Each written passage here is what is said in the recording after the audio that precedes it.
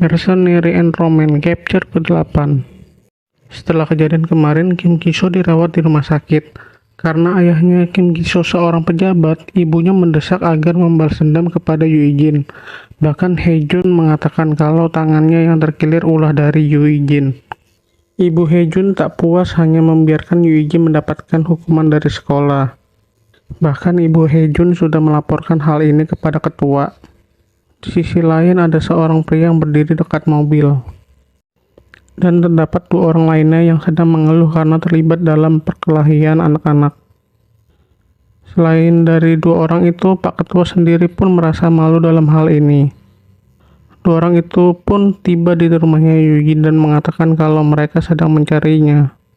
Yoo Jin yang mendengar itu keluar dari kamarnya dan mengatakan kalau dia akan kembali. Dayun yang mendengar itu pun merasa khawatir, bahkan kakeknya juga merasa khawatir. Yoo Jin menenangkan mereka dengan mengatakan kalau mereka adalah temannya. Orang itu membawa Yoo Jin ke hadapan Pak Ketua. Pak Ketua meminta mereka untuk cepat menyelesaikan tugasnya.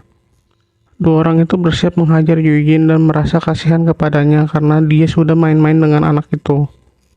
Mendengar itu, Yoo Jin sadar kalau hal ini ada hubungannya dengan Kim Ki-soo dan Hye-jun. Dengan tenang, Yoo Jin melawan mereka. Yoo Jin yang sejak awal sudah terlatih berhasil mengalahkan mereka berdua.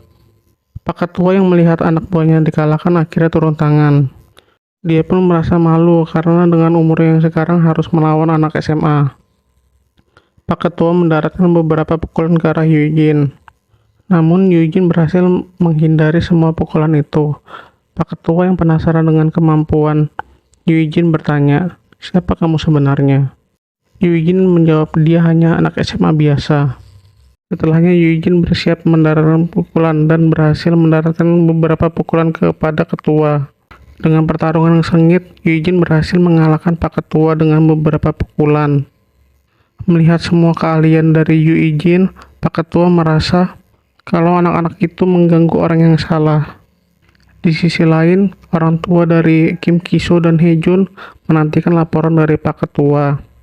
Telepon yang ditunggu-tunggu akhirnya datang. Pak Ketua melaporkan kalau dia dikalahkan oleh Yoo Jin, dan bahkan dia melaporkan kalau anak itu bukan anak SMA biasa.